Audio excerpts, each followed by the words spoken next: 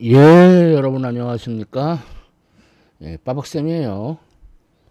자, 이번에 무한승 썰 주제는 광학성입니다. 그 생명과학 분야 예전에 했던 세포호흡에 뭐 이어지는 내용이라고 할 수 있어요. 자, 이제 지구의 이제 그 생물들에 의한 광합성이 얼마나 활발하게 일어나고 있는지 알 수 있는 사진인데요. 그래서 여기 보면은 대륙 쪽에는 이제 녹색으로 보이고 해양 쪽에는 빨간색이에요. 그러니까 빨간색이 가까울수록 엽록소가 많은 거예요. 그러니까 파란색, 보라색에 가까운 쪽은 엽록소가 좀 적은 거고, 그러니까 해양은 그러니까 그 식물성 플랑크톤의 엽록소죠. 예. 그래서 이제 우주에서 바라보면은 지구가 좀 색깔이 예쁘죠. 자, 다음은 이제 광합성의 이제 개요로 얘기하자면, 광합성의 시작은 뭐니 뭐니 해도 태양으로부터죠. 태양으로부터 오는 비에너지 그게 시작이죠. 그래서 이제 지구에는 이제 이 비에너지를 받아들여 가지고 이제 그걸로 먹고 사는, 그러니까 그런 거 우리가 독립 영양생물이라고 하는데 얘네는 이제 빛에 의존하죠. 그래서 광 독립 영양생물. 그래서 이렇게 우리가 그냥 아는 이제 식물, 조류, 물론 이제 녹조가 너무 찬 거라면 골치 아프지만, 그다음에 남세균, 뭐 이런 예가 있겠고, 근데 빛에 의존하지 않는 독립 영양생물도 있어요. 이런 거를 이제 그 화학 독립 영양생물이라고 부르는데, 그러니까 심해 열수 분출구공 근처에 이제 그 어떻게 보면은 태양과는 무관한 그 생태계에도 일부 있긴 있죠. 근데 거의 이제 많은 부분은 그러니까 빛의 그걸 이용해서 스스로 먹고 사는 광 독립 영양생물이 대부분이죠. 자, 그 다음은 이 식물, 소위 말하면 간단히 말해서 식물, 그거를 먹고 사는 이제 초식 동물들이 있잖아요.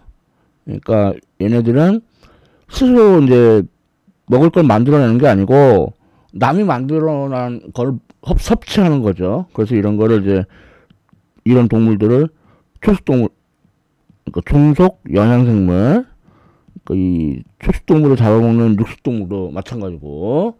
그래서 이제 최종적으로는 우리 이런 마트, 그렇죠. 그러니까 결국 태양에서 오는 빛에너지가 이 마트에 있는 제품으로 변환된 거예요. 대단하죠. 물론 이제 지구 자체에 있는 물질도 있긴 하지만 그거는 그렇게 많지가 않아요. 그렇죠? 거의 역시 많은 부분이 대다수가 태양에서 오는 빛에너지 덕분에 이 마트가 꽉 채워진 거예요. 자, 광학성의 개요는 이 정도로 얘기하고, 자, 다음은 광합성의 주요 구조와 요약. 뭐 많이들 아시죠? 그러니까 우선 물을 흡수하고 이산화탄소를 흡수하고, 그 다음에 빛에너지를 이용을 해가지고 이제 탄수화물, 휴거, 당을 만들죠. 그리고 산소도 생기는데 따지고 보면 산소는 사실은 뭐랄까 부산물이죠. 그러니까 광합성의 목적은 탄수화물을 만드는 게 목적이란 말이에요. 그 과정에서 나오는 부산물이 산소인데 또 이 산소 때문에 생물들이 살아갈 수 있는 거죠. 자, 그래서 이거를 화학 반응식으로 쓰면 자, 뭐 똑같은 얘기. 그러니까 이산화탄소 6분자, 물 6분자가 모여서 탄수화물 중에서도 이게 뭐 포도당일 수도 있고, 그러니까 글루코스 포도당일 수도 있고, 과당, 프록토스일 수도 있고, 뭐 하여튼 그런 당류, 슈거가 생기죠. 그리고 아까 앞서 말씀드렸지만 부산물로 산소 6분자도 생겨납니다. 이게 이제 그 광합성을 나타내는 그 화학 반응식이라고 할 수 있어요. 그리고 광합성은 아시다시피 그 세포에 있는 엽록체, 자꾸 엽록소 그러는데 엽록소는 색소고, 요 세포에 있는 이 소기관은 엽록체예요, 엽록체. 그래서 엽록체를 보면은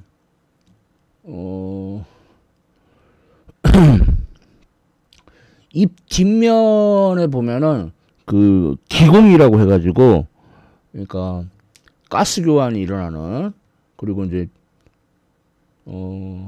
그래서 이제 기공을 열었다 닫았다 하면서 이제 그 가스 교환하고 뭐 물 균형을 조절하고 뭐 등등등등 하죠.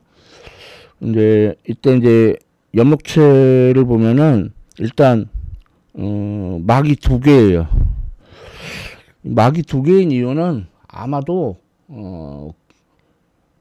그 원핵 생물이 고대 그 시아노박테리아, 그러니까 사이아노박테리아를 이제 흡수해가지고 제넥 생물이 되면서 생겨났다는 말이 있어요. 그래서 막이 이중막이다, 뭐 그런 썰이 있고, 그 다음에 이렇게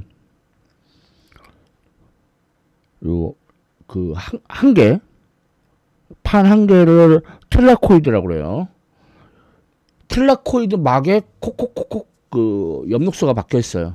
아무튼 그렇고, 그 다음에 이 틸라코이드가 이렇게 여러 개 이렇게 층층이 쌓인 거를 이렇게 여러 개 층층이 쌓여 있죠.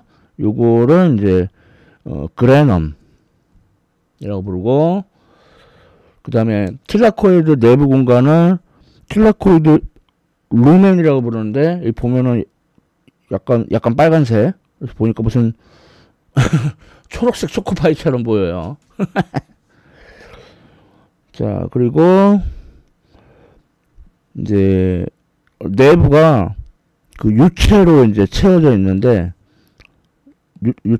내부가 유체로 채워져 있는데, 그 유체를 스트로마라고 불러요. 뭐 대략적으로 엽록체 구조가 이렇게 생겼어요. 그리고 이제 엽록소 아니고 엽록체 안에 엽록소가 있는 거예요. 정확히 말해서 틸라코이드 그 막에 엽록소가 있는 거예요. 그래서 광합성 반응을 보면은 크게 2부분으로 나눌 수 있는데, 첫 번째 부분은 빛에 의존하는 반응이고, 다음은 빛에 의존하지 않는 건데, 그래서 빛에 의존하지 않는다고 그래서, 의존한다고 그래서 이걸 명반응이라고 그러고, 얘는 빛에 의존하지 않는다고 해서 암반응이라고 부르는데, 그랬더니 사람들이 오해를 해. 아, 명반응은 낮에 일어나고 암반응은 저녁에 일어나다 보다. 오해죠. 아니에요. 그냥 암반응은 빛이 필요 없을 뿐이라는 얘기지, 암반응도 주로 명반응하고 같이 낮에 일어나요. 암반응도. 왜 그러냐면 그러니까 명반응 때는 이제 쉽게 말해서 물을 태양 에너지를 이용을 해서 잘라요. 그래서 잘라내가지고 그걸로 이제 그 ATP하고 뭐 NADPH라는 물질을 만들어낸단 말이에요.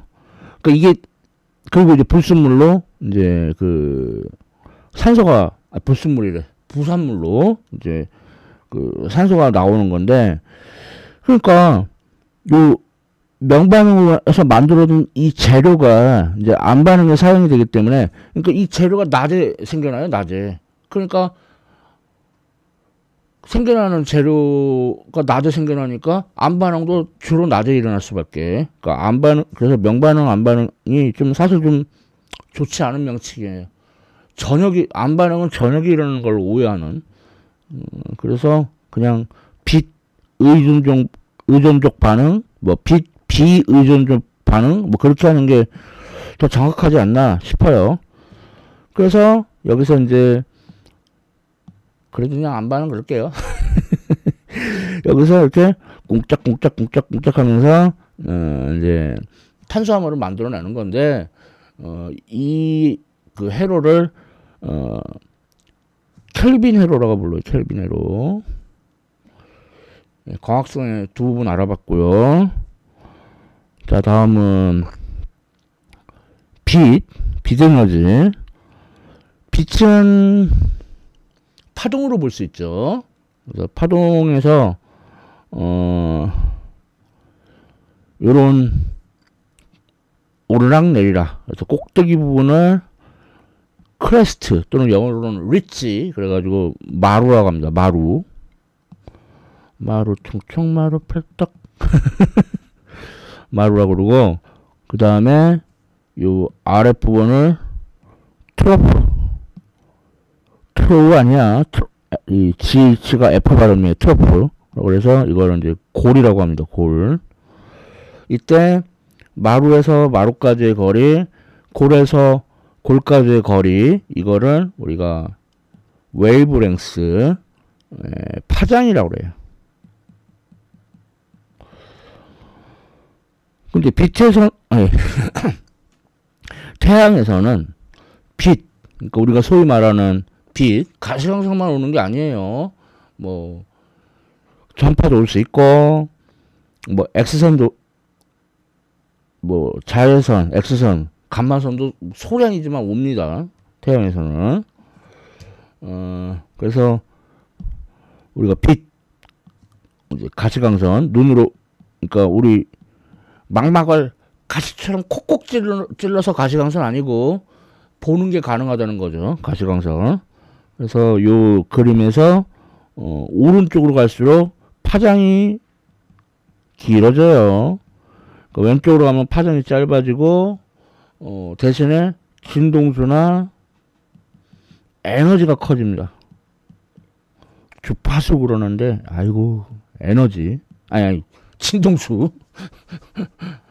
그래서 그러니까 왼쪽으로 갈수록 그러니까 자외선, X선, 감마선 이런 거를 맞으면 세포와 DNA에 손상이 올 수 있죠.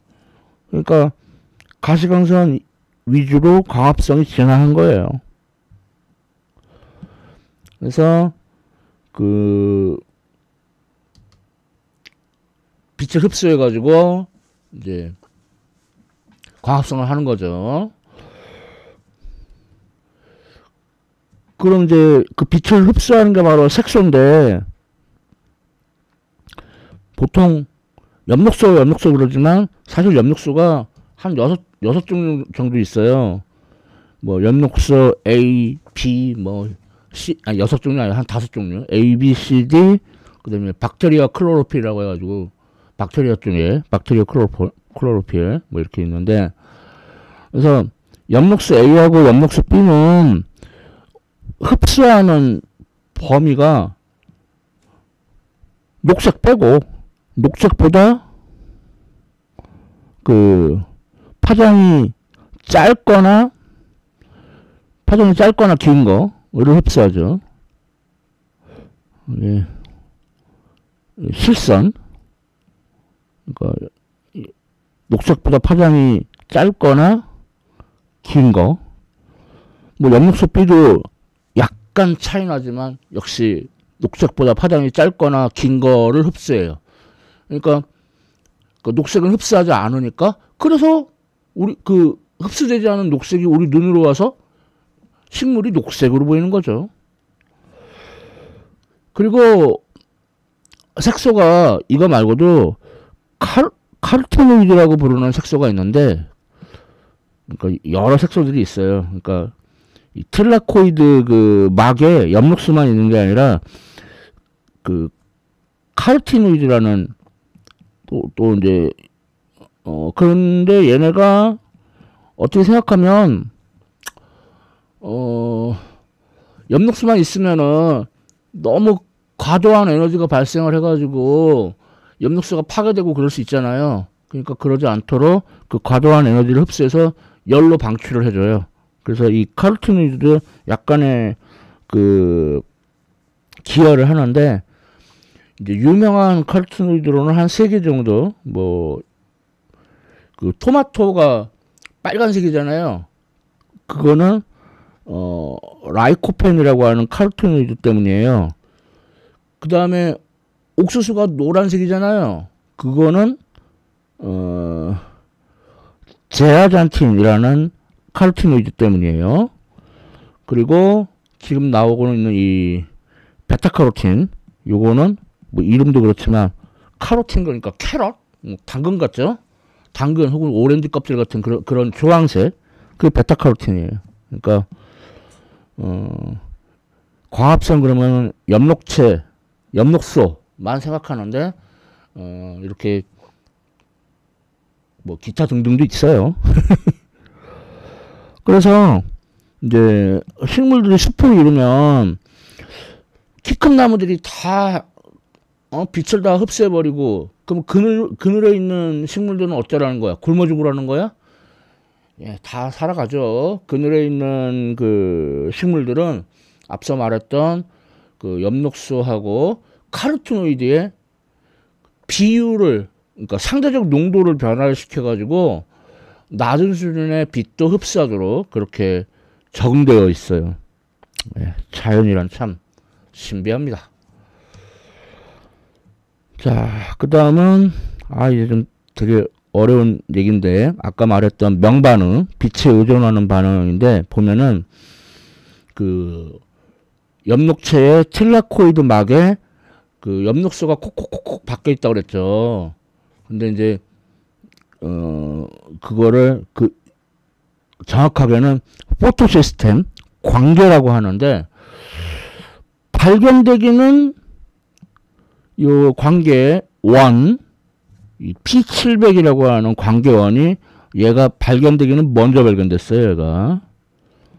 그런데 실제 광합성은 광계 2, 여기서부터 먼저 작동이 돼요. 그러니까 광계 2가 그 발견은 늦게 되었지만 얘가 광합성이 먼저 시작이 됩니다. 그래서 이 광계를 보면은, 포토 시스템 광계를 보면은 이렇게 초록색으로 이렇게 표시되어 있는, 이게 이제 광수학 복합체, 그래서 뭐 일명 안테나 단백질이라고 하는 것들이 모여 있어요. 그래서 거기서 빛을 이용해 가지고 물 분자를 쪼개서 전자를 가져와 가지고 여기가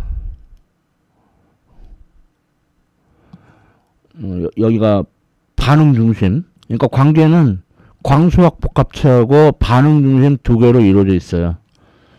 그래서 이 반응 중심에 프라이머리 일렉트론 억셉터, 뭐 1차 전자 수용체라고 그렇게 번역을 해야 될까?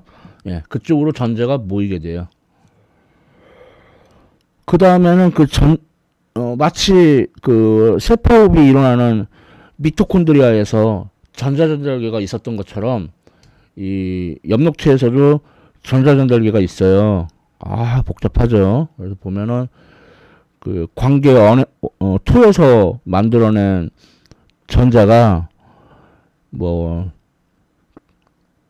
PQ는 플러스 토키논, 그 다음에 CYT는 이건 사이토크롬을 말하고, PC는 플러스 토시아닌이라고 말하고, 이렇게 해가지고 관계 2에서 생긴 전자가 관계 1으로 전달이 돼요. 그래서 관계 1은 또 이거를 FG는 페라독신이라는 건데, 아무튼 그래서 NADPH가 생기는데, 요거는 딱 봐도 한 방향이죠. 한 방향이죠. 그러니까 이거를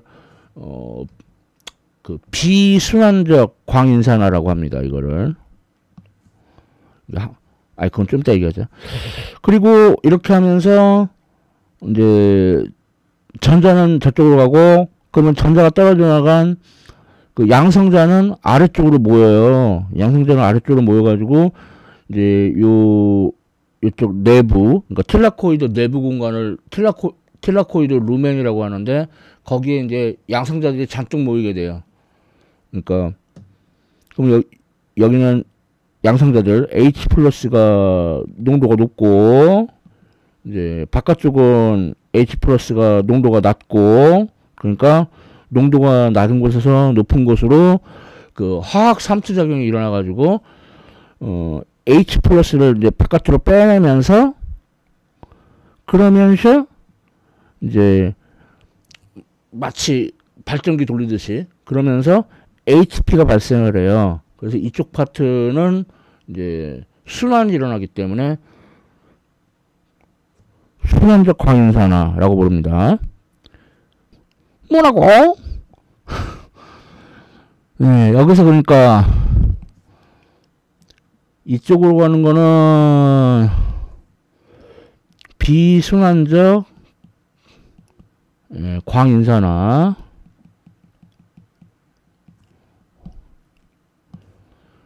여기로 가는 거는 순환적 광인산화.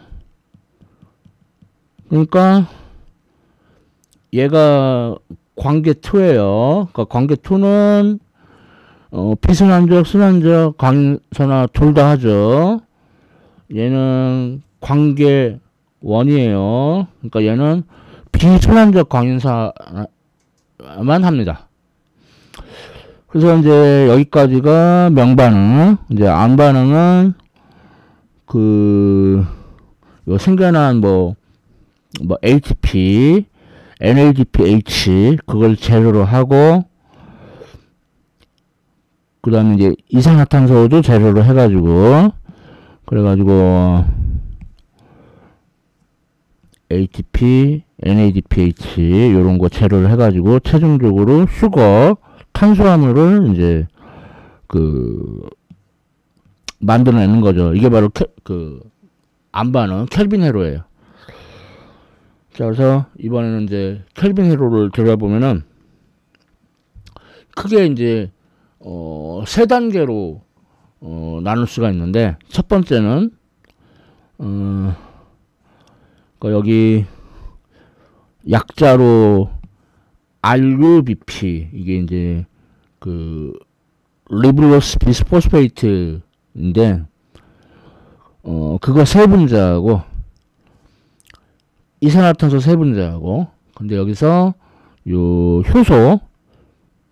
이 효소가 약자로 루비스코라고 하는데, 이게 플레임은 리브로스 15 비스포스페이트, 그리고 C가 카복실레이즈, O가 옥시게네이즈, 하여튼 그래요. 근데 줄여서 그냥 루비스코라고 많이들 불러요. 그래가지고 3PGA 6분자를 만들어내요. 그러니까 요 RUBP가 탄소가 하나, 둘, 셋, 넷, 5개. 그러니까 곱하기 3분자니까 15개. 이산화탄소가 탄소가 한 개인데 세 분자니까 탄소 세 개. 그래서 여기 탄소가 18개. 보면 탄소가 한 개, 두 개, 세 개, 여섯 분자니까 6, 3, 18. 맞죠? 예. 이렇게 해서 탄소를 고정을 해요. 이게 바로 1단계입니다. 스테이지 1. 자, 다음 2단계는 앞서 1단계에서 만들었던 3PGA, 이게 플레임이 3포스포 글리서릭 엑시드, 뭐 그냥 글리서레이트라고 해도 되겠고, 근데 얘가 이제 ATP를 받아가지고 1,3 비스포스포글리서레이트 이런 이제 이렇게 환원을 시켜요. 리덕션 환원을 시키고요. 그래가지고 그 다음에 이제 재료로 NADPH를 받아가지고 이제 G3P 요게 이제 글리세롤 알데하이드 3포스페이트 그래서 G3P로도 쓰고 알데하이드 GA3P로 쓰기도 해요. 예, 얘가. 그리고 이제 이게 여섯 분자씩 하는데 거기서 다섯 분자는 이제 회로로 돌아가고 한 분자만 빠져나와가지고 그게 나중에 탄수화물을 만드는데 이용이 돼요. 약간 좀 비효율적인 것 같죠? 예? 여섯 분자 해가지고 거기서 한 분자만 이용하고 다섯 분자는 그냥 돌려버리네요. 어쨌거나 이게 바로 켈빈회로 두 번째 단계 스테이지 2 이제 마지막 켈빈회로 이제 세 번째 단계는 이제 RUBP를 이제 재생성해야죠. 그래야 이 회로가 뱅글뱅글 돌 수 있으니까. 그래서 G3P 5개 중에 5개를 이제 ATP를 이용을 해가지고 다시 RUBP 세 분자로 이제 재생성하는 게 바로 3단계 스테이지 3가 되겠어요. 아이고 어렵다. 켈빈회로. 뭐 일반인들은 이렇게까지 자세히 알 필요 없어요. 그냥 일반인들 입장에서는 근데 지금 말한 켈빈회로는 소위 말하는 C3 식물 탄소 3개 였고 탄소 4개짜리는 C4 식물도 있어요. 그리고 선인장 같은 거는 이제 CAN 식물이라고 하는데 얘네는 낮에 기공을 열어가지고 이산화탄소를 받아들이려고 하다 보면은 사막이니까 더우니까 수증기를 뺏겨요. 그럼 죽어요. 그러니까 낮에는 기공을 안 열고 밤에 기공을 열어가지고 이제 CO2를 저장해 놨다가 이제 낮에 조금씩 그렇게 켈빈 회로를 돌리는 그런 특수한 식물이에요. 예. 아무튼 이거 너무 전문적인 얘기고 그래서 이제 골자는 광합성은 에너지 순환이다. 그래서 식물은 이산화탄소를 소비하고 이제 탄수화물을 만들고 그 부산물로 산소를 내뿜죠. 근데 동물은 그 산소를 소비하고 그래서 세포호흡을 하고 그 부산물로 이산화탄소를 내놓죠. 그래서 서로 이렇게 주거니 받거니 하는 에너지 순환이 일어난다. 이것이 바로 광합성의 골자라고 할 수가 있겠습니다. 이렇게 해가지고 막 켈빈회로 다소 어려운 얘기도 좀 했지만 빠박쌤의 물화생지썰 광합성에 관해서 이렇게 썰을 풀어봤습니다. 어떻게 내용이 유익했는지 모르겠네요. 지금까지 시청해주셔서 감사합니다.